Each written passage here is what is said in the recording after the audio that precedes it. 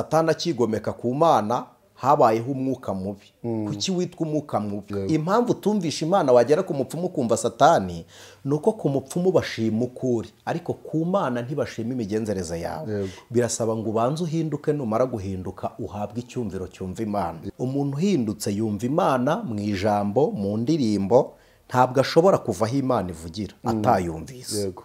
Umuntu wahindutse ntashobora kugera ahantu Imana ikorera ngo abure kumenya ko Imana iri kumwe nawe. Impamvu rero abantu babona ibikorwa bya Satani bihita byihuta. Ijwi ry'umukanguzi. Twongeye kubasuhuza bera b'Imana aho muri, turabakiriye mu izina rya Yesu Kristo.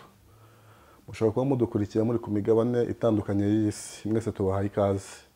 Ushobora kubuje ku ijwi ry'umukanguzi ari ubwa mbere, reka tugusabe ukore subscribe kugira ngo uko ibiganiro bigezeho ujye ubasha kubibona, kandi niba nawe waranyuzwe n'ibi biganiro reka tugusabe ubisangize abandi. Ni umurimo mwiza wo gukora ivugabutumwa, kandi Kristo azabiguhera amakamba n'ubikora bikunze. Ku ijwi ni Marcel nk'ibisanzwe, imbere yacu muri kuhabona mwene data Anicet naje no kwizera kuri kamera. Reka mvuge ngo Imana ibahereze umugisha kubw'umurimo bakora kandi bakawukorera mu rukundo. Tubahaye ikaze mwese.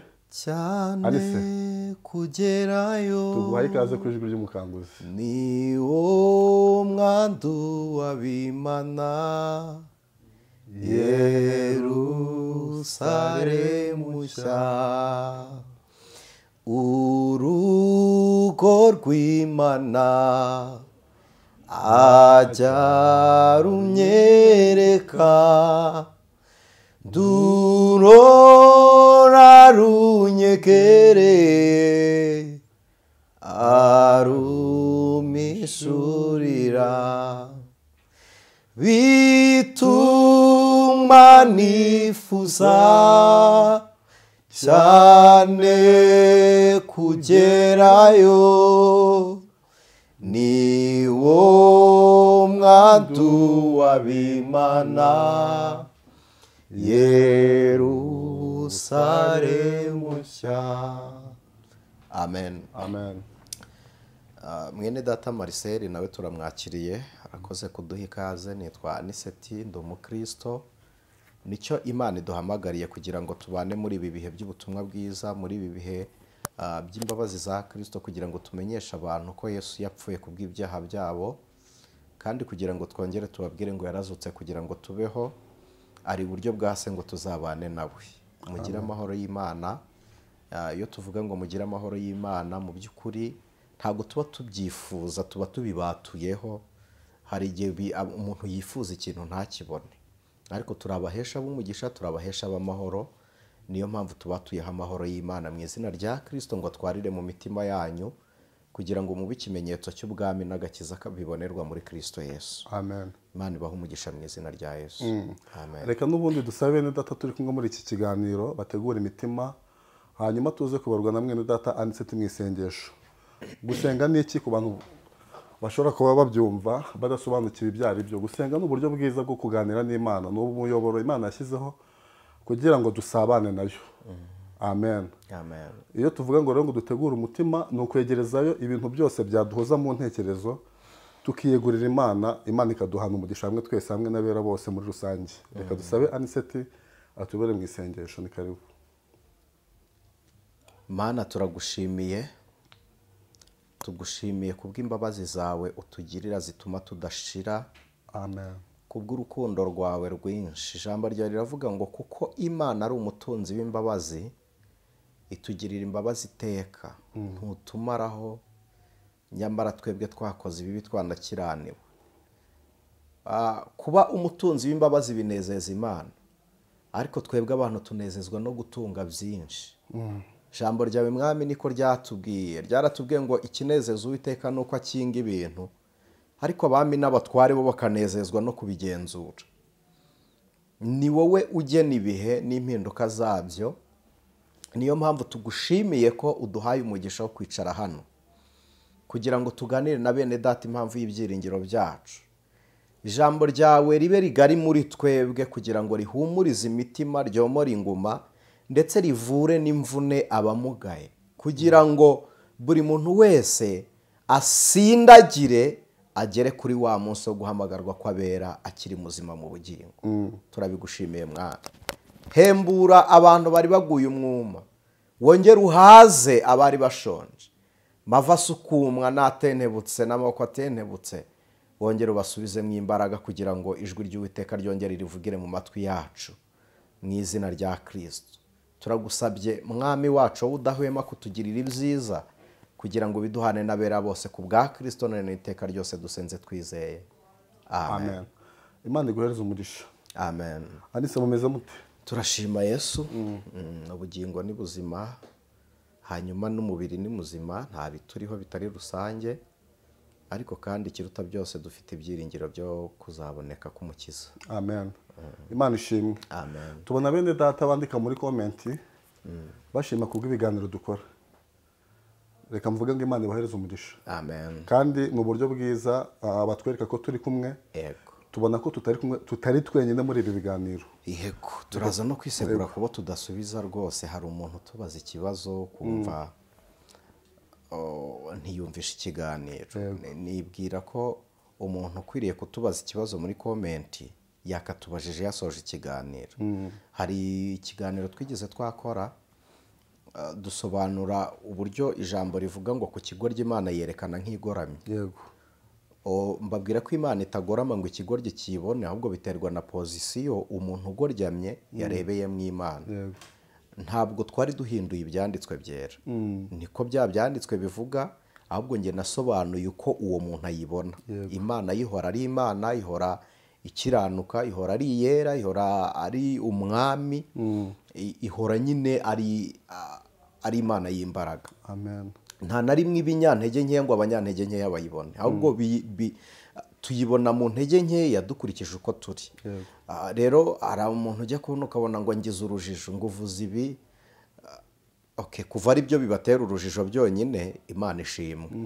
Kuva atari iby'ubugingo biba biho bakonfyuzinze nta kibazo. Hari aho twabisobanuye rero ndarandika ngo unteye urujijo kuko waravuze ngo ntago igorama ngo ikigoryi kibone nibyo. N'ahandi ntitwavuze ngo iragoramye, ubwo twavuze ngo ku kigoryi yerekana nk'igoramye. Ntabwo twari tugoretse Imana, twari dusobanuye ko ari ikigoryi kibona gutyo. Ahubwo wowe urinde wayibonye gute? Noneho hari nk'indi komenti turi kuvuga ku kiganiro cyo kwimenya agaciro kawe ni wowe. Hari umuntu wavuze ngo wakunda gute umuntu utizera? Ubu se inshuti zawe zose uzibwira amabanga yawe yose? Oya. Hari abantu batubaza birengagije. Hari inshuti hakaba n'inshuti y'inkoramutima. Exactly, hari inkoramutima hakaba n'inshuti, hakaba uburyo dushobora kuvuga ngo uyu muntu ni mwene data, ni mugenzi wanjye kuko musangiye urugendo ariko mudasangira ubuzima bwo mu rugendo. Iryo si ikosa. Hanyuma gukunda umuntu ni ukwirinda ikibi kimwe wanga ko kikubaho, ni ukwirinda kukimugirira. Urwo ni urukundo rwose Imana yemera ko rwejejwe. Ibyo wanga ntubigirire abandi, hanyuma ibyo wifuza byakubaho ukabyifuriza n'abandi. Nubwo buryo tuba tubivuzemo. Nuko mbona tumaze kugwiza abantu bameze nk'aho badashaka kumva ibyo twavuze byumvikana, bashaka kumva amakosa mu byo twavuze. Gusa kuri social media abo baragwira, niyo mpamvu tutazongera kujya twisegura ku bantu bameze batyo muri komenti. Cyane ko twebwe tugiye kumera nk'abagiye gusiganwa n'igihe, tugiye gukora nk'abasiganwa n'igihe. N'urugero ntanze gutyo kuko twebwe ntituzasiganwa n'igihe, tumeze nk'abahagaze, ahubwo turashaka gusingira b'igihe cyajyanye kugira ngo tubafatire Kristo imitima yabo ive mu gihe, ive mu isi, ive mu birangaza, hanyuma tubagomororere ubwami, kuko igihe kigiye kuza cyangwa ibihe bigiye kugera imbere yacu bigiye kurya imbaraga z'abera, bigiye kumenagura imbaraga z'abera. Cyane cyane ku masosho media bagiye guhura n'ibiganiro bizahakana ibyo bumvise, kandi bamwe nabo bazahakana, nabo bazahakana ibyo bumvishe, ibyo bizeraga bamwe bazacogora, kuko igihe kigiye kugeraho n'icyo kugwa kw'abantu benshi. Rero ni ukuvuga ngo tugiye gukora nk'abasiganwa. Iyo twagize umugisha Imana ikaduha iyo kataloge cyangwa se urupapuro ngenderwaho, reka mbyite gutyo, cyangwa iyo planification y'ibihe, ni ngombwa rero kugira ngo tumere nk'abatanguranwa kuko iyo igihe gihuze urakiba. yego Imana ibaha umugisha. reka mbwire bano bene data turi kumwe muri iki kiganiro, kumva ikiganiro ukakirangiza ni byiza, nibwo umenya icyo umukozi w'Imana yavugiye iryo jambo. Iyo wacyumvishe rwose ijambo rigenda risobanura irindi. Reka mvuge ngo nibwo buryo bwiza bwo kumva ibiganiro bitambuka ku ijwi ry'umukanguzi, kandi umuntu wabyumvishe rwose agenda abona ubusobanuro bw'ibyo yashakaga kumenya. Sinzi aho ryanditse, mushobora kutwibutsa ijambo rivuga ngo, ndababwira ngo muyoborwe n'umwuka nibwo muzakora ibyo kamere, nibwo mutazakora ibyo kamere irarikira. Ndagira ngo tuze kuganira ku kiganiro kijyanye n'imyuka, ariko reka tuvuge gato basi kuyoborwa n'umwuka, hanyuma tuze guhindura tuvuge. First of all, ndagira ngo tubanze dusome Bibiliya. Marise, turi kuganira ijambo ry'Imana, hari ikintu ngira ngo tuzajya twirinda. Yego. Tujye twirinda kubaza nk'abari kubariza abantu. Yego. Nubwo ibyo turi bubaze biri buze kuba biri mu marangamutima y'abandi. N'abantu baduteze amatwi iki kintu mu gitekereze. Abantu twigisha Bibiliya iki barakizi. Ubundi kumva ijambo ry'Imana nk'uri kumvira abandi ntibihindura ubugingo bwawe. Yego. Bigusiga impaka mu mitima. No kubaza nk'ufite uri kubariza ntabwo bigutera kumenya, ahubwo umeze nk'uri kumenyesha abantu ibyo utamenye. Yego. Icyo mvugiye abo twigisha Bibiliya, intambwe ya mbere yo kumenya Imana mu byanditswe byera, twabonye ko atari ugutsinda inyuguti kugira ngo babone amanota ku mpamyabumenyi zabo. Yego. Ahubwo ni ugutsindwa n'ibyanditswe byera tugahindurwa nabyo. Iyo tumaze guhindurwa nabyo, tubibwiriza byaraduhinduye, tukabitanga bitakiri inyuguti, ahubwo biri ubuzima. Yego. Ibyo bitujyana mu ntambwe yo kutaba bavuga butumwa, bitugira intumwa, hanyuma mbere yo kuvuga ubutumwa tukabanza kuba bwo. Yego. Ni ukuvuga ngo iyo turi kuvuga ubutumwa tuba turi kwapurika icyo turi cyo muri Kristo Yesu. Noneho twaba turi hanze turi kubwiriza, tukaba turi kugaragaza ishusho n'ingano ya Kristo muri twe. Amen. Abantu tubana nabo ku ijwi ry'umukanguzi narababwiye ngo icyo umuntu atekereza nicyo kibyara ibyo akora. Noneho ibyo umuntu akora bituruka mu byo yiyumvamo. Yego. Icyo rero njyewe niyumvamo gituruka mu byo numvise. Noneho ibyo numvise n'ibyo narebye mbihuriza hamwe bikabyara imirimo. Yego. Ni ukuvuga ngo umwanya dufata dutekerereza abantu niwo mwanya dufata twebwe dupfa tutariho. Yego. Noneho umwanya dufata twitekerezaho niwo mwanya tuba turiho n'ubundi nkanjye. Ni ukuvuga ngo umuntu uduteze amatwi wikumvira ijambo nk'umuntu uri kumvira undi. Ni wowe, hari ijambo Aburahamu yabwiye Isaka agiye kumutamba, yaramubwiye ngo ni wowe Imana ishaka. Yego. Yaramubajije ngo igitambo kirihe? Ko mbona umushyo n'umuriro, tukaba tugeze ku musozi igitambo kiri, aramubwira ngo ni wowe Imana ikeneye. Yego. Mutagira ngo Imana igitumwa, ntabwo Imana igituma umuntu utari ubutumwa. Mbere yo kugira ngo igutume urabanza ugahindurwa ukaba ubutumwa. Wamara kuba ubutumwa ntabwo Imana iza kukubwira ngo ndagutumye. Yego. Oya, wowe ahubwo iyo wamaze kuba ubutumwa unezezwa no kugera ku bandi. Ukamera nka Yesaya wakojejwe ikara ryaka ku munwa, akavuga ngo noneho ngwino untumwe. Kuko uba umaze gutungana. Yego. Pawulo niko yavuze, yaravuze ngo noneho narwanye intambara nziza. Yego. Narinze ibyo kwizera, noneho maze kumera nk'ibisukwa ku gicaniro. Biraryoha kubivuga. Yego. Kuko byo ntibituza, biba bimeze nk'ibibira muri wowe. Yeremiya yaravuze ngo naceceka ngo ariko bimera nk'umuriro ugurumana mu magufwa ngashiduka nabivuze. Niko n'ubutumwa bumera. Yego. Iyo bwaguhinduye uri ubutumwa unezezwa no kubuvuga. Abantu benshi mu gihe rero bakunda kuba intumwa bataraba ubutumwa. Abantu rero bakunda kuvuga iby'Imana batarahindurwa nabyo ni abantu bumvira abandi. Yego. Kavuga ngo reka numve ibyo nzabwira runaka. Niyo bari kutubaza ku ijwi ry'umukanguzi, hari nk'umuntu umpamagara akambwira ngo abantu baravuga ngo no, icyo kiganiro singikunda. Ugabarije abandi. Wowe ahubwo ubivugaho iki?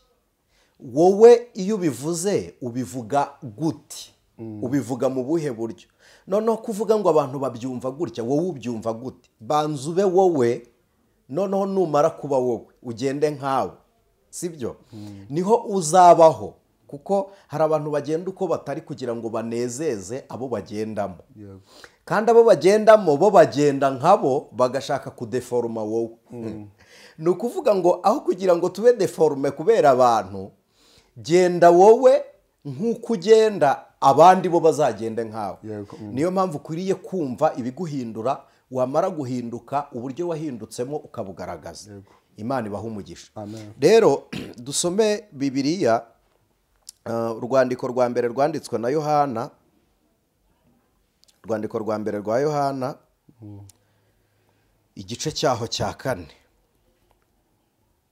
ariko reka tubanze ubutumwa urwandiko rwanditswe na Paulo rw'Abayefeso Efeso igice cyaho cya 2 yego igice cya 2 haravuze ngo umurongo wa mbere namwe yarabazuye mwebwe abari bapfuye muzize ibicumuro n'ibyaha byanyu ibyo mwagenderagamo kera mukurikiza imigenzo y'iyi si mugakurikiza umwami utegeka ikirere ari we myuka ikorera mu batumvira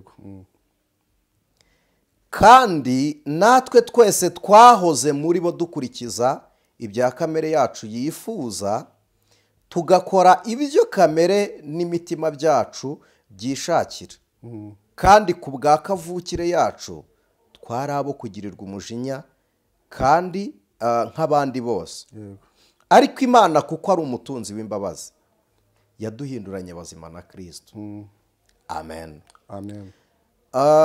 mwihangane naho mpasome urwandiko rwa mbere Yohana yanditse uru rwandiko rwanditswe na Yohana rukurikira urwa Petero ku bantu bazi gutondeka Bibiliya hari abantu nyine tubwira gusoma ntibabyumva hari Matayo Mariko Luka ubutumwa bwiza bwa Yohana byakozwe n'intumwa Abaroma rwa mbere rwa Bikorinto rwa kabiri rwa Korinto Galatiya Efeso Abafilipi ukaza mu Bakorosayi Tesalonike rwa mbere n'urwa kabiri Timoteyo rwa mbere n'urwa kabiri Tito Filimoni Abaheburayo Yakobo Petero rwa mbere n'urwa kabiri ugakurikizaho urwandiko rwanditswe na Yohana uru rwandiko rwanditswe na Yohana igice cya mbere igice cya 4 umurongo waho ngendereye umurongo waho wa mbere haravuze ngo bakundwa ntimwizere imyuka yose ahubwo mugerageze imyuka ko yavuye ku Mana kuko abahanuzi b'ibinyoma benshi badutse bakaza mu isi abantu mukunda gukurikira ijwi ry'umukanguzi ndabasaba kujya mwumva ijambo ry'Imana mwitonze tudasiganwa n'imitekerereze y'isi koko niba wumva ubitewe n'umutima wa Kristo kumva ijambo ry'Imana banza wikuremo impaka cyangwa ibyumviro mpakanye uburyo wumva mu buryo uhakana noneho uze guhakana usoje ntago tubabwija kumera nk'uko tumeze cyangwa gutekereza nkatwe kuko nzi ko ubuyobe bwa mbere bubaho ari ugushaka ko umuntu yumva ibintu nk'uko byumva kuko njye n'undi niwe ego wari uvuze ngo tuganire ku myuka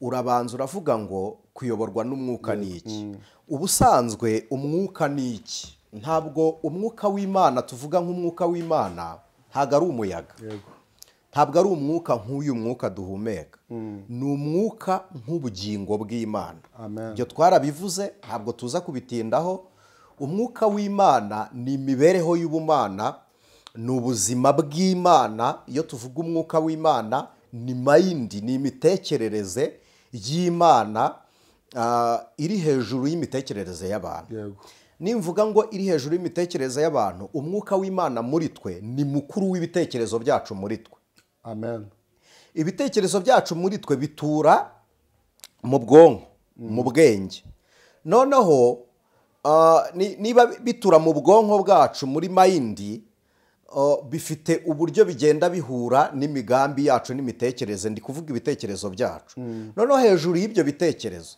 hariyo imitekerereze y'ubumana hariyo umwuka w'Imana. Umwuka w'Imana utura mu bugingo, ubugingo bugatura mu mubiri, umubiri ugatura mu isi. Ntabwo ndi buze gutinda kuko ubugingo bwa Kristo muri twe butuye mu bwenge bwacu, ni nayo mpamvu uko Imana ingana muri twebwe niko imirimo yayo ingana kuri twe.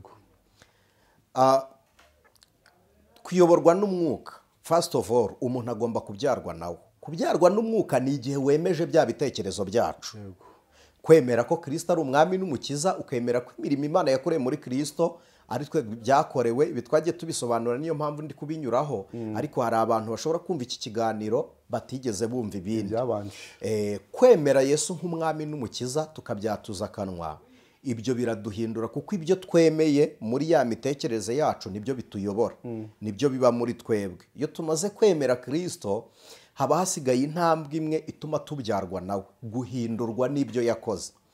Kuko abemera batarahindutse ntabwo ari abizera. Hari abemera Imana hakaba n'abizera Imana.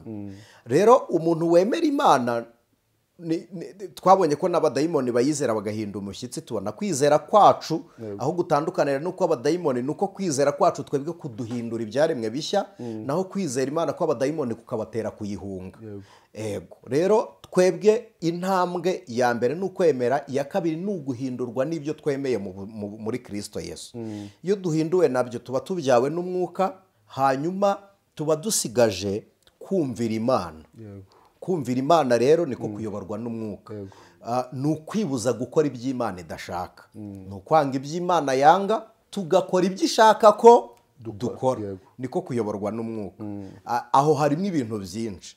Rero nari nsubije icyo wari uvuze, kuyoborwa n'umwuka. Nta muntu rero uyoborwa n'umwuka atizeye Kristo, nta n'uyoborwa n'umwuka atabyawe na Kristo. Amen. Uyu munsi reka tuganire ku bijyanye n'imyuka. Mbere yuko dukomeza iki kiganiro, inkomoko y'imyuka, mwatubwira ku nkomoko y'imyuka, inkomoko yayo. Ubwo nituvuga Imana, tuvuga umucyo n'umwijima. Ubusanzwe umwuka w'ubumana ukomoka mu Mana, nababwiye n'ubugingo bw'Imana, hanyuma uwo ni umwuka wera. Ugira urukundo, umwuka ugira ibirango, ugira urukundo, icyo ni icya mbere, urihangana. Icya kabiri unesha iby'isi. Icya gatatu ntukora ibibi. Ni byinshi biranga umwuka, kuko umwuka adushoboza kunesha ibibi. Icyo ni ikirango nyine cy'uko dufite umwuka, kuko ikibyarwa n'umwuka cyose kinesha iby'isi, niko ijambo ry'Imana ritubwira. Hanyuma hakaza n'indi myuka itari iy'ubumana, nituyishyira mu bwinshi ntimugire ngo ni ukuyoba. Na Bibiliya imyuka y'ubumana nayo yera, nayo yayishyize mu bwinshi. Muti mu buhe buryo? Bwa mbere ubwinshi yagiyemo ni ubuhe? Bibiliya iravuga ngo ufashe imyuka 7 mu kuboko kwe, akagendera hagati y'ibitereko by'amatabaza, aravuga aya magambo. Nituvuga rero dushyize mu bwinshi, ntimuze kugira confusion, ahubwo inyuma rero y'umwuka w'ubumana hari umwuka wa Satani, uturuka mu kwigomeka ku Mana. Ubundi aho umwuka mubi uvuka, inkomoko niko warumbwiye, ikomoka mu kwigomeka ku Mana. Iyo wigometse ku Mana uba ubaye urundi rubyaro. Kuko hari uburyo ibihugu bijya bibaho bikagira aho twita muri netre zone, sinibuka bahitana niba ari muri zone tampa. Ni ukuvuga ngo ni ubutaka butagira nyirabwo ibyo bihugu bisangira. Ni ukuvuga ngo niba igihugu cya Anicet n'icya Marseille bihana imbibi, hagati harimo ubutaka, umuntu ushobora guhunga Marseille ahagararamo atashyitse mu gihugu cyo kwa Anicet, Marseille ntabe yemerewe kumurasa, na Anicet ntabe yemerewe kumurasa. Ubwo nta n'umwe ufite uruhare, nta n'umwe uba ufite uruhare kuri bwa butaka. Gusa amategeko mpuzamahanga afite uburyo ahita ahuza ibyo bintu, nyine inzego zambukiranya imipaka zigahandoringa icyo kibazo. Hanyuma mu Mana ntibibaho ngo ubutaka nta buhaba. ntabwo umuntu ashobora guhagarara ngo avuge ngo sindi uwa satani sindi n'uw'Imana. Hari abantu dukura inzira ku murima mugani wa cya kinyarwanda hatagira unyura imbere y'umurima wajya gusarura imbuto itarabibwe n'Imana. Nta muntu utari ku ruhande rw'Imana ari kwa satani, n'umuntu utari kuri satani ari ku Mana. Niyo mpamvu njya mbabwira ngo kuyoba ni ukuyoboka, no kuyoboka ni ukuyoba. Umuntu wigometse ku Mana immediately ahita yisanga mu mwuka wa satani. Rero ababaye nka shebuja satani, ko na satani niko yavutse, niko umwuka mubi wo muri we wabayeho. Iki murakizi, uru rugero rwo rurumvikana aho umucyo utari umwijima urahaba. Rero kuvuka kw'imyuka ni ukwigomeka kwa satani. Satani akigomeka ku Mana habayeho umwuka mubi. Kuki witwa umwuka mubi? Ni uko utari mu ntego y'ubumana no gukiranuka kw'Imana. Ikintu cyose rero gikozwe mu mwuka utari mu ntego yo gukiranuka kwa Kristo kiba gikozwe mu mwuka mubi. Imana ishimwe. Ngira ngo bene data turi kumwe muri iki kiganiro murumva aho umwuka mubi wakomotse. Umwuka mubi wakomotse mu kwigomeka. Umuntu wese ndavuga wigometse ku Mana, hanyuma ni naho haturuka nyine ijambo bugome. Wigometse ni ubugome nyine wagomye. Ngira ngo birushaho kumvikana kandi rwose Imana iduhana umugisha. Iyi myuka ikora ite? Ubwo ubajije iyihe? Iyi myuka mibi yaturutse mu kwigomeka. Ntabwo ari ngombwa ko mbasobanurira gukora kw'imyuka mibi. Ntabwo ngenda umubwiriza butumwa bwiza. Kujya kubasobanurira gukora kwa satani, nesegure no kuri mwene data umwe wambwiye ngo satani ngo wacibwa mu ijuru ngo yakoze iki n'ibiki. Ntabwo ndi umubwiriza butumwa wa satani. Gusa kugira ngo duhe abantu ikimenyetso, tugomba kubanza kumenya iki. Dusomye ijambo ry'Imana. Ijambo dusomye mu rwandiko rwanditswe na Yohana haravuze ngo bakundwa ntimwizere imyuka yose, ahubwo mugerageze imyuka ko yavuye ku Mana, kuko abahanuzi b'ibinyoma benshi badutse bakaza mu isi. Duse n'abasesengura rino jambo. Abahanuzi b'ibinyoma nta muntu wuzura umwuka atariho. Umwuka ni ikiremwa kigaragarira mu bindi binyabuzima. Abantu badutega amatwi kuko ndumva Imana iduhaye uburyo bwo gusobanuramo kugira ngo abantu bumve. Umwuka ni ikinyabuzima kitabonwa n'imbone z'amaso yacu, gishobora kumvwa. Hari abantu bajya bavuga siziye musanse, ariko ntabwo ari spiritueloma. Siziye musanse ni ikindi cyumviro umuntu yimagininga muri mayindi, ariko spiritueloma hari ibintu umwana w'umwuka yumva uwo mu mubiri ufite siziye musanse atumva. Kuko umwuka aravuga, umwuka aragenda, umwuka aragaragara, umwuka arareba, arahumeka. Umwuka ni ubugingo. Nababwiye ngo ni ubugingo bw'Imana. Kugira ngo Kristo Yesu abeho, Imana ubwayo yagiye kwa Mariya iramubwira ngo imbaraga zanjye nkanjye Imana isumba byose zizagukingiriza.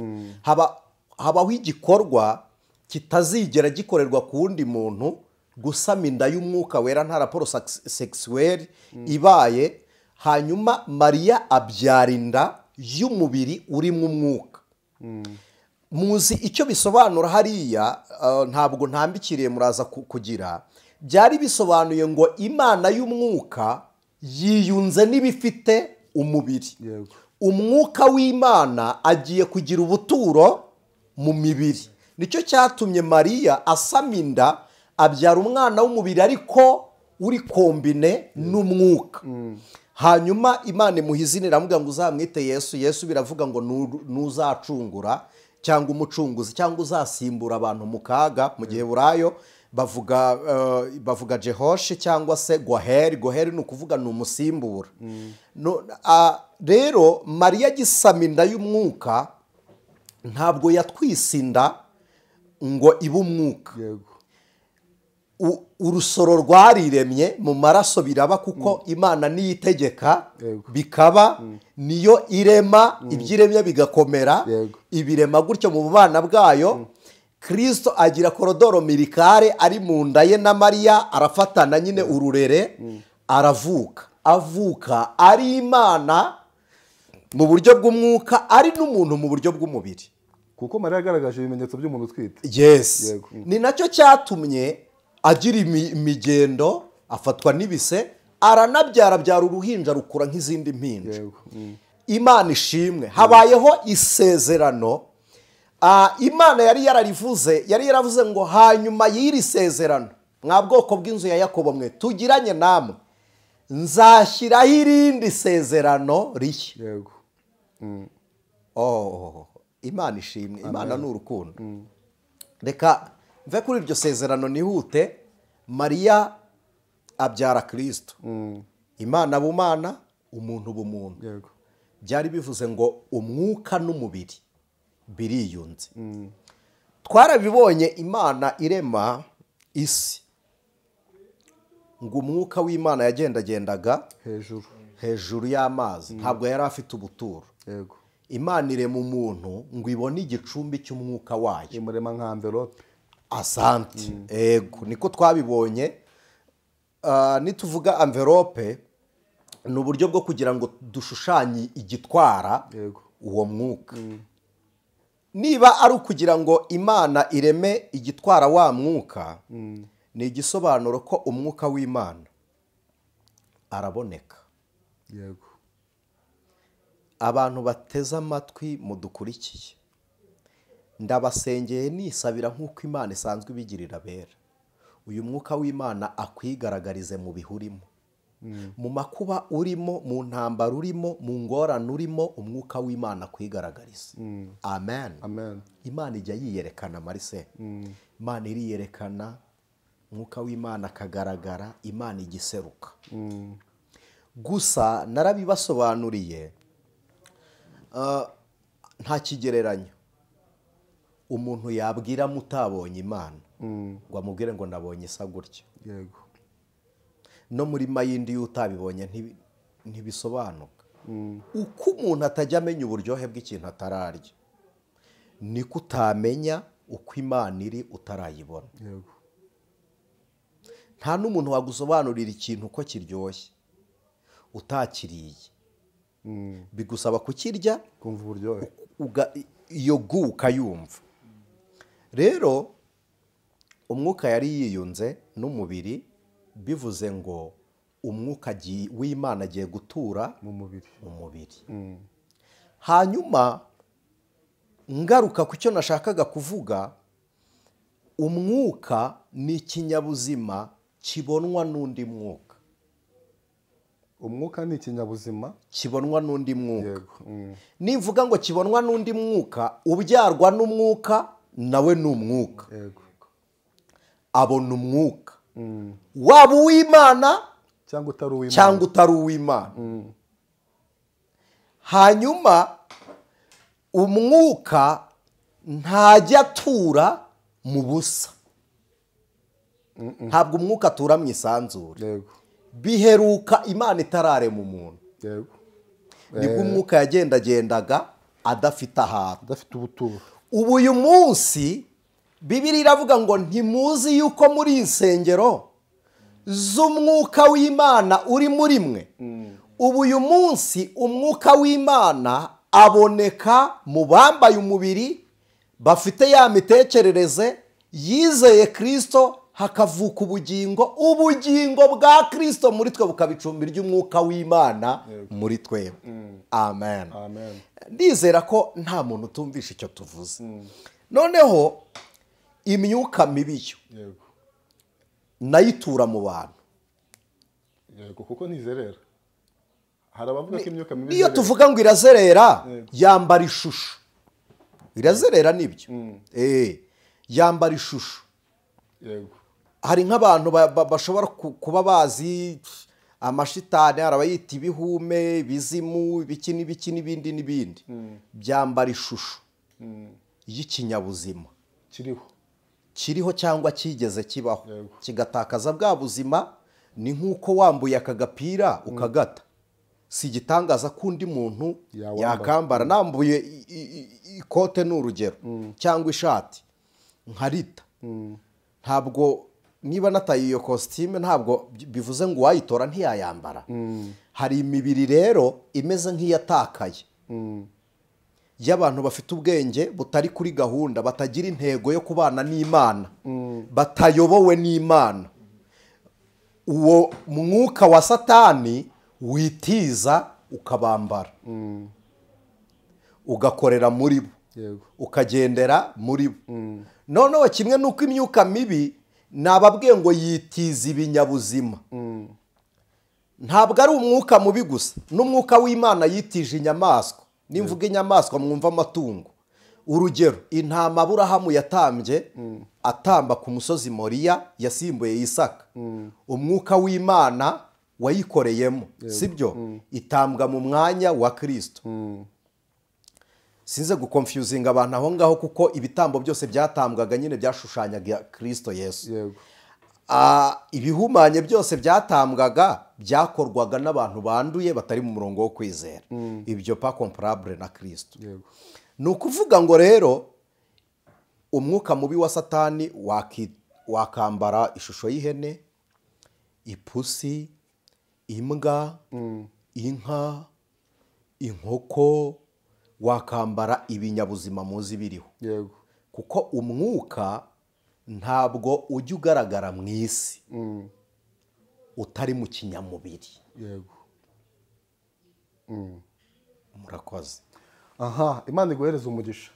Reka tuvuge kuri uyu mwuka cyangwa iyi myuka mibi yitije ishusho y'umuntu uriho muzima, kandi iyi myuka nyine kugira ngo ibeho byanze bikunze tuzayirebera mu muntu muzima, hanyuma tujye twabona kubona iyo myuka. Kuko tuvuze ko imyuka cyangwa umwuka yabayeho mbere itarabonerwa ubuturo, ariko uyu munsi kugira ngo nabwo umwuka nabwo tuwubone nk'uko mwabivuze. Usa n'umuntu mbeshyeye, ngewe ntabwo navuze ngo imyuka yabayeho. Oya, umwuka wabayeho. Icyo gihe hariho umwuka w'Imana. Umwuka mubi wari utaravuka, kuko kwigomeka kwa Satani byari bitaraba. Byari bitaraza. Ni ukuvuga ngo Satani amaze kwigomeka niwe wabaye se w'ikibi, kuko niwe ubaye inkomoko yacyo. Ni ryari rero umuntu ashobora kugirirwaho uruhare n'iyi myuka mibi? Ariho hahandi tuzasanga umuntu bavuga ngo akorana n'imyuka mibi mu ngeri zitandukanye, bashobora kuvuga abapfumu cyangwa abarozi ndetse n'abandi. Ni ryari uyu muntu ashobora kugirirwaho ubwo bubasha bwo gukorana n'iyi myuka? Reka dusubire inyuma kuri bya byanditswe twasomye mu rwandiko Pawulo yandikiye Abaefeso. Haravuze ngo namwe yarabazuye, mwebwe abari bapfuye muzize ibicumuro n'ibyaha byanyu, ibyo mwagenderagamo kera mukurikiza imigenzo y'iyi si, mugakurikiza umwami utegeka ikirere, ari we myuka ikorera mu batumvira. Hano impamvu Pawulo yavuze ikirere, ni ukuvuga ngo ni umwami utagira ubuturo. Kuko babajije umuntu udukurikiye uri ku wundi mugabane bakamubaza ngo mu kirere nihe, atunga hano hejuru. Nanjye bambajije ngo mu kirere nihe, ntunga hano hejuru. Buri muntu aho ari hari ikirere, agira ikirere. Ni ukuvuga ngo ni umwami utagira aderesi, nta aderesi afite, ni inzererezi, aba mu kirere. Ntabwo ndibuze kubivuga ko mu astronomiste ko ikirere uko kimeze, namwe murabizi, hari uburyo mujya muvuga uti ikirere kirahindutse. Iyi myuka mibi gatoya kugira ngo unyumve, gukorana nayo cyangwa kuyikorera. Reka twinjire in deep. Umwuka w'Imana Yesu yamutanze nk'isezerano. Ni isezerano rya kabiri mu masezerano atatu Imana yatanze. Irya mbere ni ugucungurwa, irya kabiri nzabohereza umufasha, irya gatatu nzaza bajyane. Yesu yaramutanze aravuga ngo muzahabwa imbaraga umwuka wera nabamanukira. Duhabwa umwuka wera. Izo mbaraga ni iziki? Nizo gutsinda iby'isi, sibyo? Nizo kunesha no kwihanganira bitugerageza. Iby'imbaraga z'Imana zidukoresha byose si ngombwa kubidevelopa, abantu bafite uburyo bari bubyumve. Hanyuma Satani yigomeka mu ijuru, yarabyaye indi mitekerereze itarigeze ibaho. Iyi mitekerereze Satani abyaye aracibwa, aciwe arayimanukana. Mbibutse ko Satani ni imyuka nk'uko abamarayika nabo ari imyuka, kandi ni umwuka utembera mu buryo bw'intekerezo, ntabwo ari mu buryo bw'umuyaga. Niba uzi neza ko utafata umuyaga, tekereza ko n'ibitekerezo byawe nabyo ntubifata. Niba ibitekerezo bidafatika n'umuyaga ntufatika, nitujya mu buryo buri scientifique abashimisite umuyaga urafatika, nitujya n'ubundi biological ibitekerezo nabyo byafatika. Mba nshaka kubihuza scientifically na spirituellement kugira ngo twumve ko ibi bice byombi biriho bikora. Ni ukuvuga ngo umuyaga marise umuyaga urafatika ku buryo dushobora no kuwihindura direction tukawuha icyerekezo. Hanyuma n'ibitekerezo burya birafatika. Kubera iki? Ni iki gituma bifatika? Iyo abana bari kwiga mu ishuri se biba bimeze bite? Tuba turi guha umurongo imitekerereze yabo, tubahaye imitekerereze y'abandi twita abahanga. Tugafata ibitekerezo byabo tukabakoramo icyo bashaka, dushaka ko baba. Narababwiye ngo icyo twiga nicyo dushaka kuba cyo. Ni ukuvuga ngo niba nize kuvura nshaka kuba umuvuzi, icyo mu cyumva. Ubwo nafashe ibitekerezo bya wa muntu mbifatisha iby'undi, ibitekerezo bifata ibindi, n'umuyaga ugafata undi muyaga, kuko imbaraga z'umuyaga n'umuyaga. Sinshaka kwinjira henshi. Rero Satani amaze gutabwa yatawe ari umwuka w'ibitekerezo, ariko mu ishusho ya marayika nyine twita Satani, ariwe marayika wanduye agatekereza n'abakigomeka ku Mana. Byabaye ngombwa ko rero nawe yifashisha bwa buturo, kuko nta mwuka ubaho hatari ikinyamubiri. Ashaka Adamu na Eva, abakoreramo ibitandukanye no gushaka kw'Imana, ariko twabonye kwigomeka ni ugukora ikihabanye n'Imana igize gute ishaka. Abakoreyemo ibyo bita kwigomeka bagomera Imana, bitwa abanyabyaha, baba abapfuye. Imana igarura kubazura kubw'imbabazi zayo nk'uko natwe twazuriwe muri Kristo Yesu. Ariko imitekerereze ya Satani ibibonye uburyo yimiltipuriye, ibibonye uburyo yibyara ivukamo. Noneho Satani ntiyasubijwe mu ijuru, yarakingiranwe.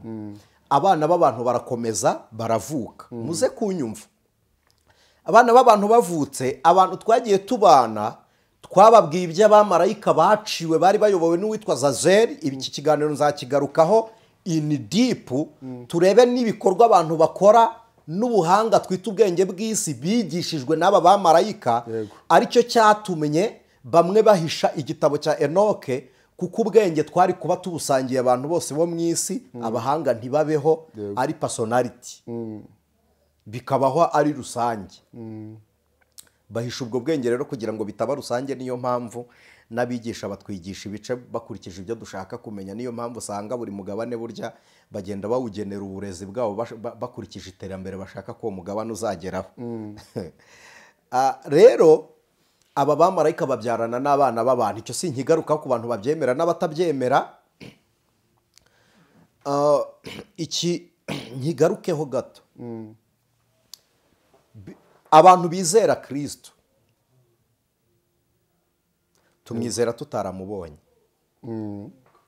Twizera Kristo mu buryo bw'umwuka bushingiye mu byo twumvise mu ntekerezo zacu, dushingiye ku byanditswe byera. Ubwo urumva ko igice kinini cy'umuntu kiba mu mwuka kuruta mu mubiri.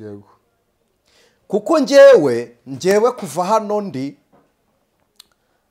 n'urugero, ndi mu mujyi wa Kigali, ibitekerezo byanjye byakiruka bikagera i Muhanga, none aha direct utavuye ntavuye hano ariko umubiri kugira ngo ugereyo byasaba kuwutegera byansaba urugendo rurerure ni ukuvuga ngo umuntu w'intekerezo ni munini kuruta umuntu w'umubiri noneho urabivuze ndabyumva merutse kwibaza ndavuga ntabera bazataha mbara ibirometero byo kuva hano mu isi no kujya mu ijuru nsanga ni urugendo rurerure kandi sinzi nshobora kuba narabikubajijeho nsanga ni urugendo rurerure ariko murabivuze ndabyumva numva kuzajya mu ijuru nabyo bishobora kuba ari nko mu bitekerezo nta nubwo tuzagenda nk'uko ibitekerezo bigenda uwo mwanya direct reka mbaho urugero urabizi iyo usinziriye kugira ngo ukanguke ukora urugendo rurwana n'ibitotsi no kubumbura amaso bikubaho ugakanguka yego nuko bizagenda ko Bibiliya iravuga ngo ni nko guhumbya no guhumura noneho ikintu gitangaje umuntu wapfuye ni urugero Adamu si we muntu wabayeho mbere niba ategereje umuzuko wa Kristo igihe yapfiriye ntararambirwa gutegereza ntararambirwa gukanguka kuko umuntu usinziriye nta gikorwa kindi ari gukora nyine arasinziriye noneho azakanguka nk'usinziriye uwo mwanya oya Imana ishimwe nyine uretse gato nyine azakanguka niba bizaba ari ku itariki 11 12 z'ukwezi kwa 11 2024 hari umuntu niba umuzuko wa Kristo uzaba saa 9 z'amanywa umuzuko w'abizera umuzuko nyine twese rusange uzaba saa 9 z'amanywa hari umuntu bashyinguye saa 8 azazuka nk'aho basinziririye rimwe Imana ishimwe kuko mu bitotsi ntawe utindayo nta nubanguka ntituzakenera indege ahubwo twese turakanguka noneho uko dukanguka uko ibitekerezo by'umuntu byimurwa n'urugero none angahita ntekereza muri Amerika niko uzatekereza mu ijuru buriyo yego ari indirimbo twajyaga turirimba ngo ijuru ryahumuye we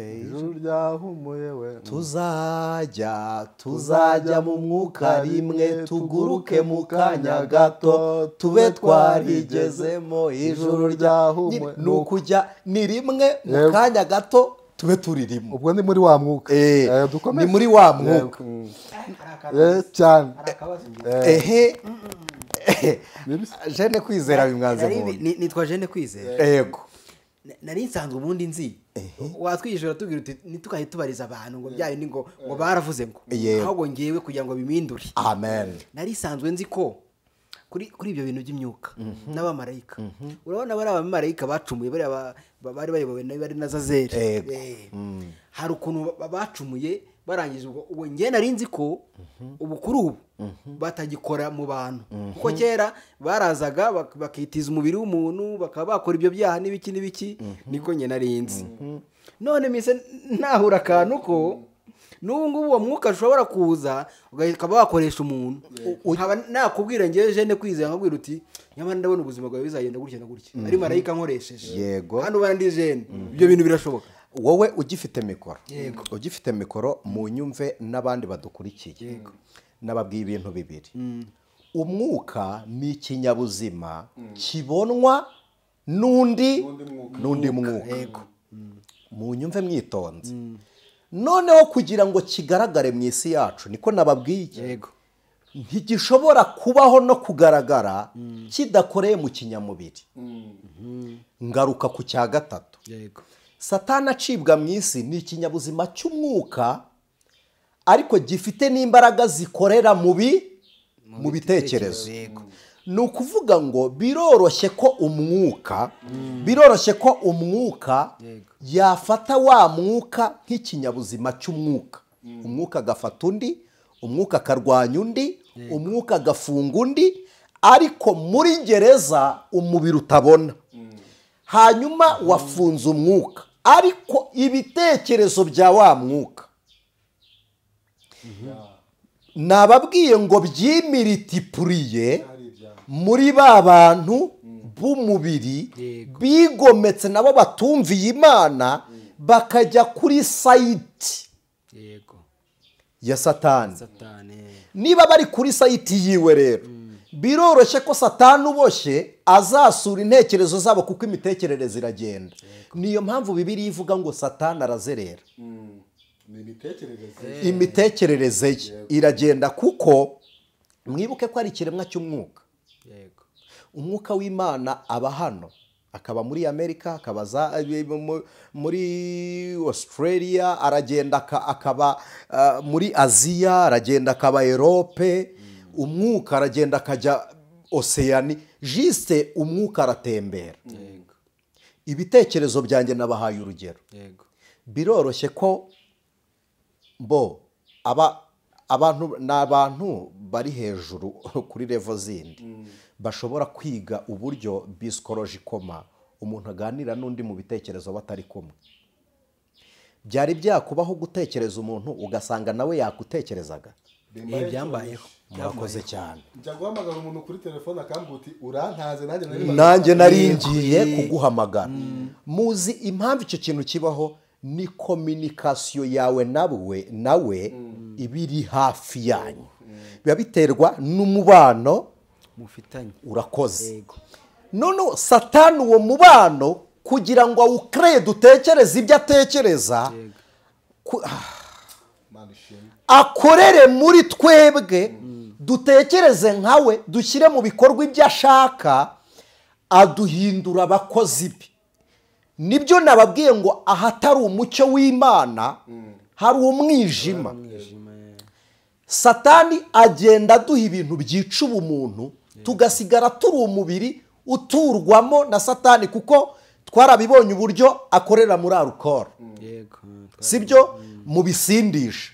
Aho umwuka atatura w'Imana kuko nta bumuntu buhari, kuko Imana ishaka ubuturo yaremye umuntu imuhumekeramo umwuka w'ubugingo buzima. None satani aguteye gukora icyaha cyica bwa bugingo buzima kugira ngo aguture muri igipampara agukoreremo utamubwira ngo winkoreshe ibi. Niyo mpamvu rimwe na rimwe ibikorwa by'umuntu ukorerwamo na satani iyo abyexpose ku isoko biragurwa. Kubera iki? Ahuye n'abandi bafite mayindi zitagira amahitamo kuko ntibagira aho bajya. yego Satani nta buturo afite. Nababwiye ngo yiswe umutware w'ikirere kuko atagira office nta headquarter. Niba ntayagira biroroshye ko n'umuntu utagira iyajya satani agukoreramo. Ariko noneho abizera iwabo ni hese, twebwe iwacu ni mu ijuru. Address irahari aho Kristo yicaye, yego niho tujya. Biroroshye rero ko satani imitekerereze ye ikorera muri wa muntu uzerera. Urugero, uzarebe iyo uhuye n'umuntu udafite iyajya, aragukurikira. Iyo agukurikiye ntibivuze ngo agize aho agiye, ahubwo aba agiye aho wowe uri kujya.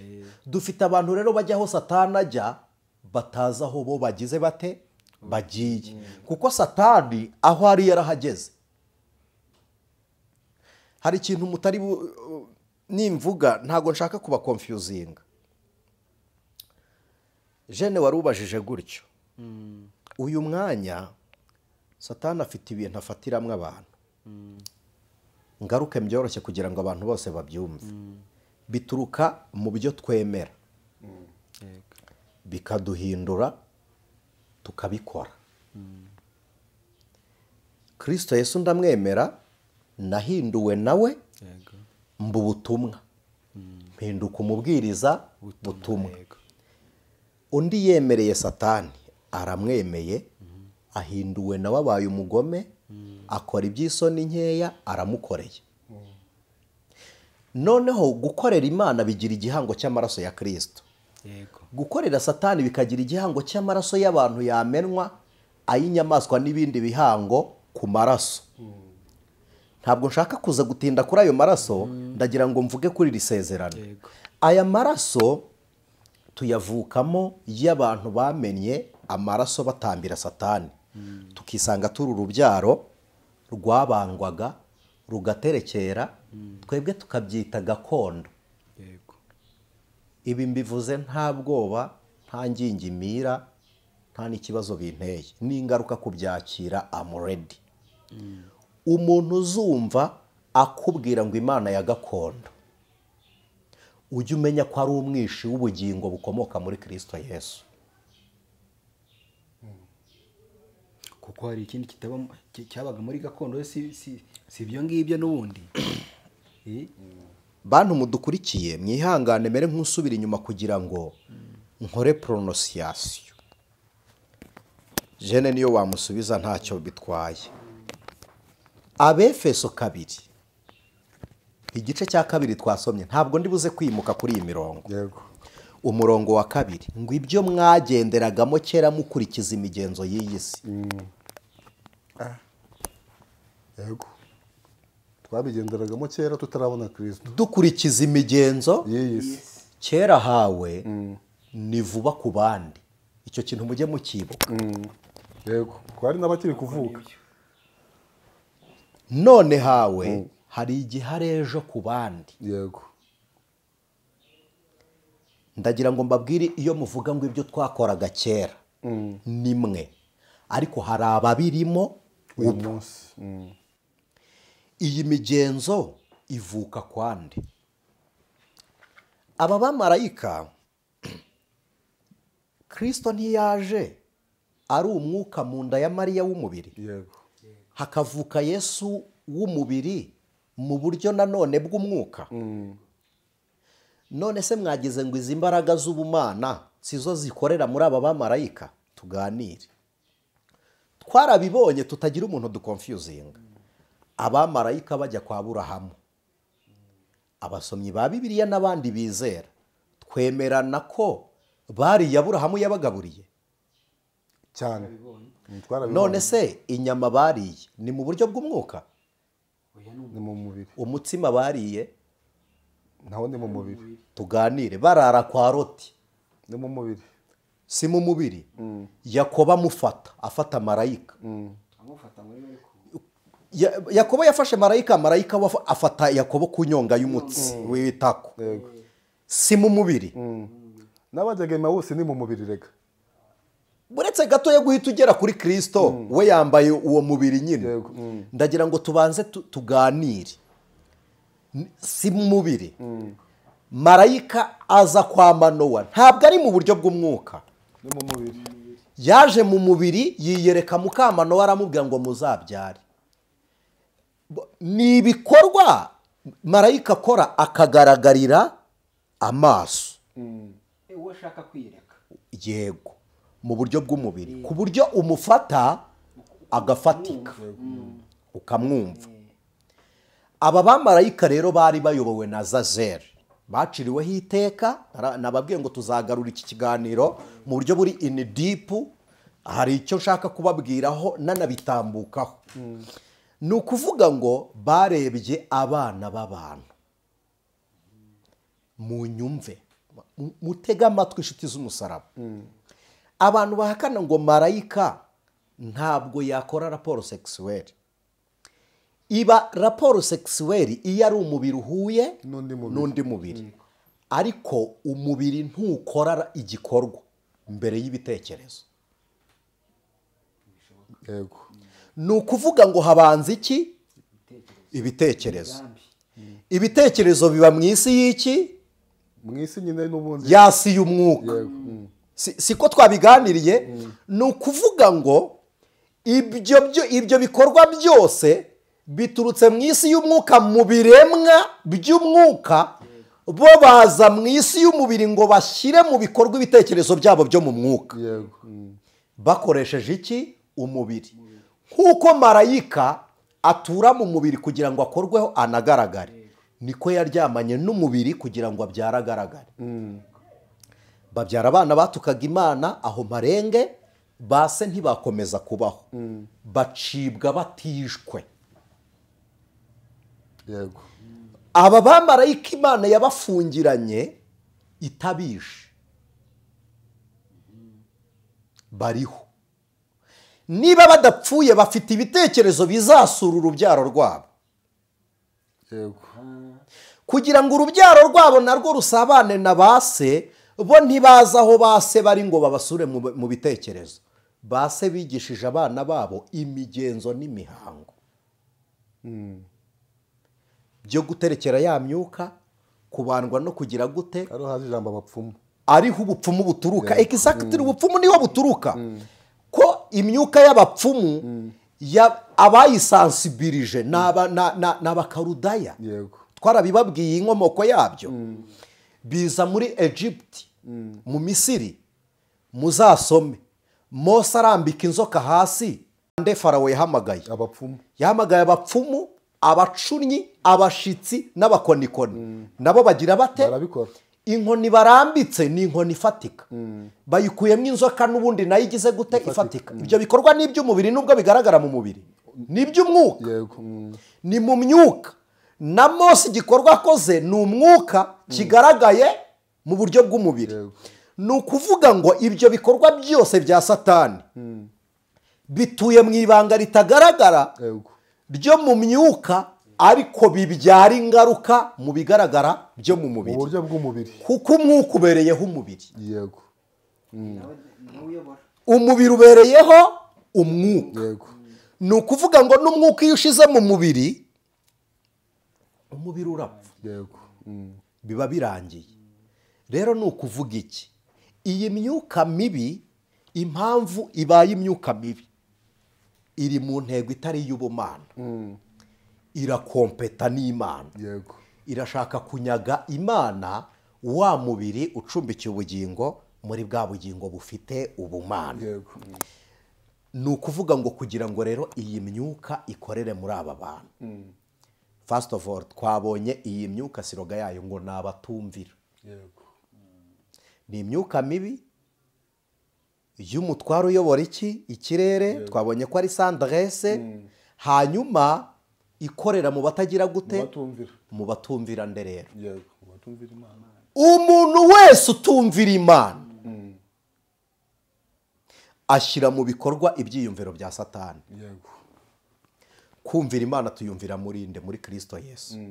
Tugaruke dukonkiriwe ikintu twigeze tubabwira ngo antikristo si umuntu umwe, nuko hari uzaprezanta ari umwe personnel, uzaprezanta imirimo ya antikristo anitwa atyo, ariko buri muntu wese utemera Kristo Yesu antikristo, na antikristo. yego, Iyi myuka rero tutadevelopye uburyo ikora, hari abantu bagirana nayo amasezerano bakavuga uti ngewe nzaba umuhuza w'imyuka yego, n'umuntu, uwo ni umupfumu. Hari abantu iyi myuka iha komisiyo yo kwica imibiri idakizwa kugira ngo ya myuka ibone amashusho yambara, yego, ari bo barozi. Mwebwe muravuga ngo umurozi yunguka iki? We ku giti cye unamubajije inyungu ntayo, abeshywa ko ihari ariko yungukiye shebuja. Kubera iki? Niyica umuntu udakizwa, wa mwuka udafite aho ufata wa Satani, yego, biroroshye ko ufata ya shusho ugataraverisa inaha mu isi. Icyo nicyo muvuga ngo abapfuye bagaruka.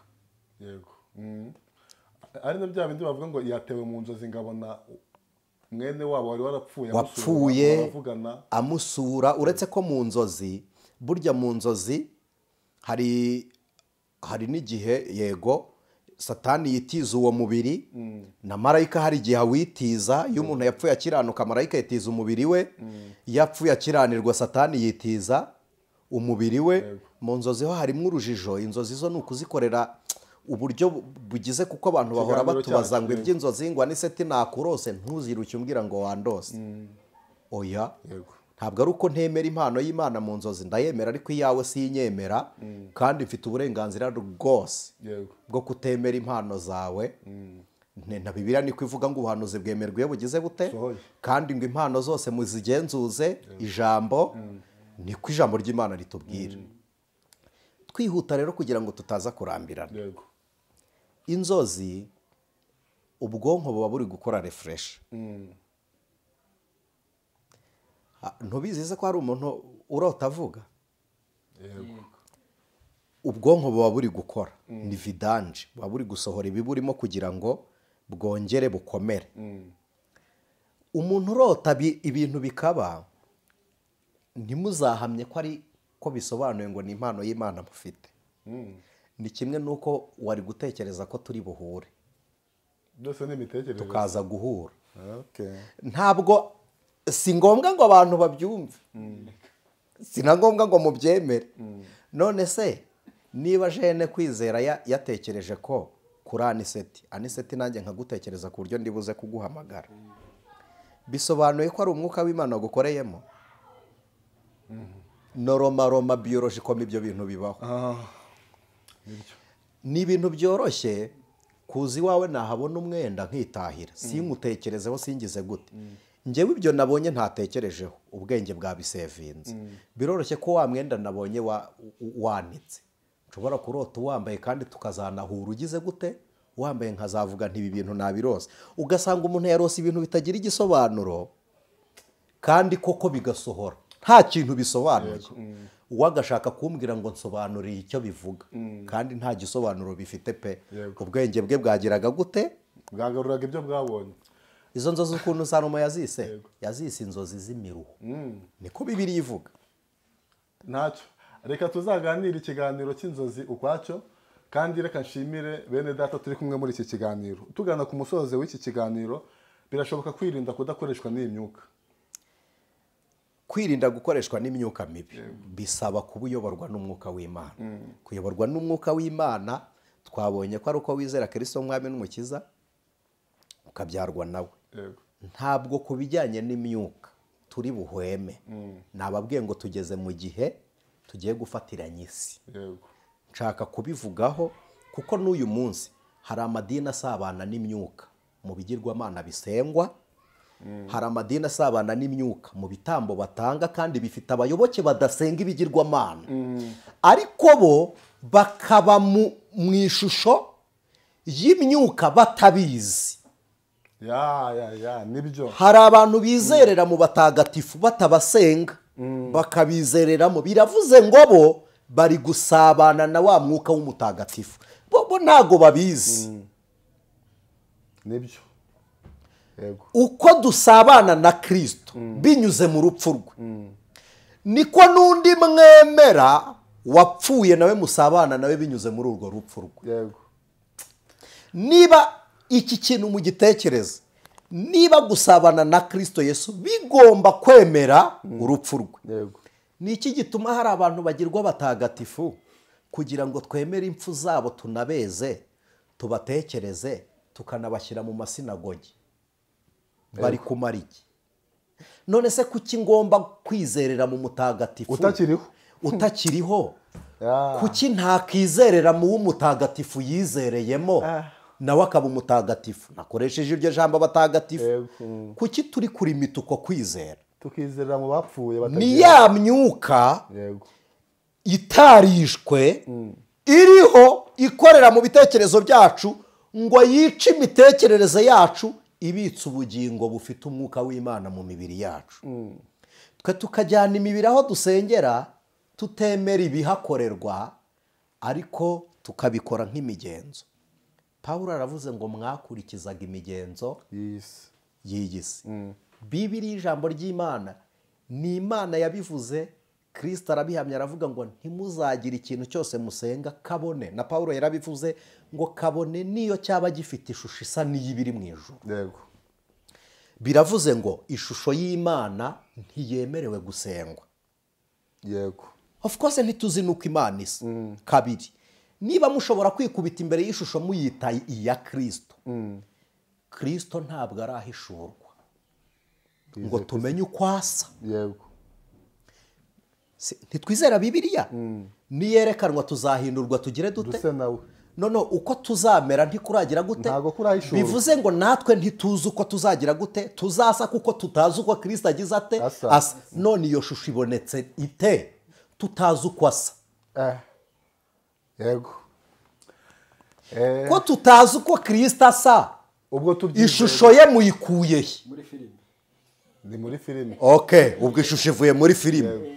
Ni ya Diakoni Mikayeli uriya wakinnye filime ya Yesu. Uzi ukuntu byamugoye gukizwa n'uyu munsi? Yasanze papa aramubwira ngo ko mubwira abantu ko nge ndi Yesu muberetse ishusho yanjye, abana banjye banzi bo nzababwira ko Yesu ari nde? ko njye ntazi ishusho ya Yesu. Urumva imvune? Imyuka iri gukora mu buryo bwo kurya ubugingo. Hari abantu bibaza ngo umuntu yagwa yanarambarara. Bibiliya iravuga ngo nawe uhagaze wirinde utagwa, hanyuma se ubwo nugwa bizagenda bite? Yesu we yatugereranyije n'umunyu, aravuga ngo iyo ujugunywe hanze ubwo ugereranyije n'uwaguye, nta kindi uba umaze uretse kuwukandagira.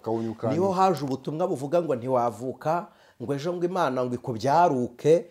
Isano y'umuntu n'Imana n'ubwere. Iyo ukoze imirimo itejejwe urapfa. Iki mukimenye mbivuge nitonze. N'undi muntu ufite iyo myizerere,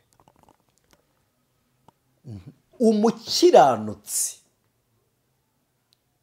niwe wavuyemo gukiranirwa. Uwahoze ari marayika w'umucyo uyu munsi ni marayika w'umwijima. Niwe marayika w'umwijima. Kuko ibikorwa bye ntago ari umucyo, kuko yahinduriwe icyiciro. Ibi rero mwirirwa muvuga ngo njyewe nkiranutse ngo sinakora ikintu kinyanduza. Na Satani wari perfect. Yego, ari marayika w'umucyo. Ari marayika w'umucyo, icyo yakoze nicyo cyamuhinduye marayika w'umwijima. Bivuze ko imikorere yanyu yabagira nka so Satani. Kuko n'uyu munsi arakora. None mu mukiranutsi niho havuyemo gukiranirwa. Noneho no gukiranirwa niho havuye gukiranuka. Nicyo Kristo yaje gukora. Yaje yambara kamero k'umugaragu ndetse w'imbata, yishyiraho ishusho yacu y'umunyabyaha, apfa ku bwacu, aravuga ngo uwizere ibi azaba akijijwe. Aduha agakiza gahoraho iteka, kadahoza imbabazi ku banyabyaha, ahubwo gahozaho imbabazi ngo abanyabyaha bazizere bezwe. Amen. Amen. Ntabwo imbabazi zihora ku banyabyaha ngo bakora ibyaha barababariwe, zihoraho ngo umunyabyaha nava mu byaha yizera imbabazi akizwe. Imana ishimwe. Imbabazi za Kristo ni ikidendezi. Yes. Amen. Umuntu wese ushaka gucya najye mu kidendezi cya Kristo. Yoga imbabazi za Kristo. Amen. Ibindi byose dukonkiriwe iri jambo twasomye, ibindi byose by'ubutumwa bubabwiriza Kristo wundi. Reka dukonkiriwe iri jambo nababwiye ngo sindi buze kwimuka mu bitabo nasomye. Ni urwandiko rwa mbere rwanditswe na Yohana igice cya 4 umurongo waho wa mbere. Bakundwa, ntimwizere imyuka yose, ahubwo mugerageze imyuka ko yavuye ku Mana, kuko abahanuzi b'ibinyoma benshi badutse bakaza mu isi. Bavuye he ko nta wuzura umwuka atariho? Birasobanuye ngo sibo bakiriho. Ya myuka ivuye ahatari mu isi, ije gukorera mu isi ikoresheje ya mibiri y'abitwa abahanuzi, ishyize mu bikorwa imigambi ya Satani. Kabiri umurongo wa 2 tutari twasomye w'igice cya 4 mu rwandiko rwa mbere rwanditswe na Yohana, iki aba ari cyo kibamenyesha imyuka, umwuka w'Imana. Umwuka wose uvuga ko Yesu Kristo yaje afite umubiri niwo wavuye ku Mana. Ariko umwuka wose utavuga Yesu atyo ntiwavuye ku Mana, ahubwo ni umwuka wa Antikristo, uwo mwumvise ko azaza kandi none amaze kugera mu isi. Bana bato, muri ab'Imana kandi babandi mwarabanesheje, kuko uri muri mwe aruturi mu bisi. Ni ukuvuga ngo kugira ngo utsinde isi ugomba kuba ufite umwuka wo muri Kristo Yesu, tukaba dufite umwuka uruta uri mu bisi. 5 abo n'ab'isi nicyo gituma bavuga iby'isi, ab'isi bakabumvira. Ariko twebweho turi ab'Imana kandi uzi Imana aratwumvira, naho utari uw'Imana ntatwumvira. Icyo nicyo kitumenyesha umwuka w'ukuri n'umwuka uyobya uwo ari wo. Niba tukubwirije kwizera Kristo umwami n'umukiza, ukemera kubyarwa na Kristo, ukayoborwa n'umwuka, ukareka ikibi, ntutwumvire ukatubeshya ngo ugize urujijo ngo ibisimba isobanukiwe. Uwo mwuka utagusobanurira kumenya Kristo urwanya ikibi, uri guturuka he? Tsinda uwo mwuka wa kamere, nuturuka kuri Satani, kuko n'uwo mu bisi. Amen. Imana ibagirire neza. ndagira ngo nsabe yego umuntu wese utarakira Kristo Yesu nk'umwami n'umukiza atura ko Kristo ari we mwami n'umukiza w'ubugingo bwawe, kuko mbere y'uko Yesu aza hari ibindi bintu bigukoreramo, hari undi mwuka ukugendamo. Uwa kabiri nsabye ni umuntu uzi neza ko atayoborwa n'umwuka, ukora ibyo yishakira binezeza umubiri kandi by'isoni nke. yego Menya ko ari dayimoni igukoreramo ngo yexpose ibikorwa, acuruze produwize akoresheje umubiri wawe. yego Nshuti z'umusaraba, Imana y'abizera ariyo muremyi w'isi n'ijuru, ikorera mu gukiranuka kose, itwarire mu mitima yanyu n'ubugingo bwanyu, kugira ngo imibiri yacu twese nk'abera ibe ingoro, ibe insengero z'umwuka w'Imana muri twe, mu izina rya Kristo Yesu, amen. Hari ikibazo ufite wari ugiye kumbaza? ibibazo nakubaza kuri iyi myuka ni byinshi, ariko ibiganiro by'ijwi by'umukanguzi nakagaruka. Reka nshimire bene data turi kumwe muri ibi biganiro, kandi uburyo bwose tubana murabitwereka muri komenti. Reka tubonereho gushimira umukozi w'Imana Anicet. Imana ibahereze umugisha. Amen. Ijwi ry'umukanguzi twarabivuze, kanguka ariko nawe ukangura abandi. Hari benshi basinziriye ahatari aho gusinzirirwa, aho ngaho ni mu rupfu. Kangura abandi nawe Kristo abone uburyo akumurikira. Amen. Kristo aduhane umugisha. Amen. Soza ubutumwa bwa nyuma nabaha. Hari umuntu wibaza ngo kuki umuntu ajya kuraguza umupfumu agahita amubwira ibye, Yego. nyamara wajya kumuhanuza umuhanuzi we ntahita abona ibyawe. Nuko kugira ngo uvugane n'umwuka w'Imana usabane nawo bigusaba guhinduka. Yego. Kandi guhinduka bigora abantu benshi badashaka guhinduka. Umuntu uhindutse yumva Imana mu ijambo, mu ndirimbo, ntabwo ashobora kuva aho Imana ivugira atayumvise. Yego.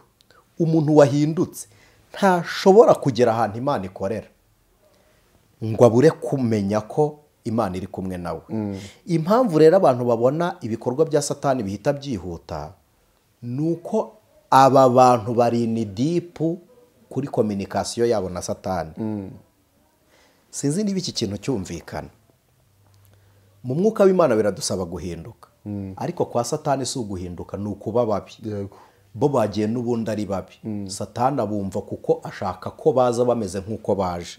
Ariko ku Mana tugiye turi babi, dushaka kumva ijwi ry'Imana tutarahinduka. Impamvu tumvisha Imana wagera ku mupfumu kumva Satani nuko ku mupfumu bashima ukuri, ariko ku Mana ntibashima imigenzereze yawe. Birasaba ngo ubanze uhinduke, numara guhinduka uhabwe icyumviro cyumva Imana. Yego. Imana ibahe umugisha. Amen. Mana turagushimiye, waduhamagariye kugira ngo tubwirize abantu ubutumwa bwiza, urangira duhishurira ibyo abantu bakwiriye kumenya. Twigishe kumenya ubwenge no kugukorera, kugira ngo tuneshe isi tudakoresheje umwuka w'ab'isi, ahubwo ubutware butangwa n'Imana isumba byose aba ari bwo butuneshereza ni ku bwawe. Dusenze ku bwa Kristo Yesu none n'iteka ryose. Ijwi ry'umukanguzi.